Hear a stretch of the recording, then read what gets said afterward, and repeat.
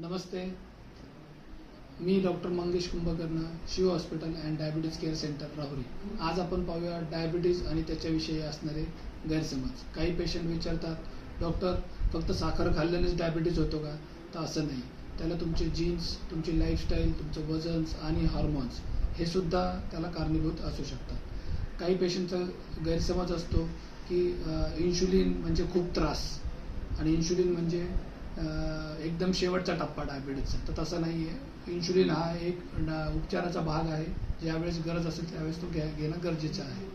काही पेशंटचा गैरसमज असतो की फक्त एकदा साखर आणि कंट्रोलमध्ये आले की औषध आणि गोळ्या जे आहेत, इंजेक्शन्स आहेत, ते बंद करू शकतात. तर तसं नाही आहे. डायबिटीज जर कंट्रोलमध्ये नियंत्रणात आला असेल तर तो पूर्ण बरा होत नाही. त्याला औषध आणि उपचार जे आहेत ते चालू ठेवणं गरजेचे आहे.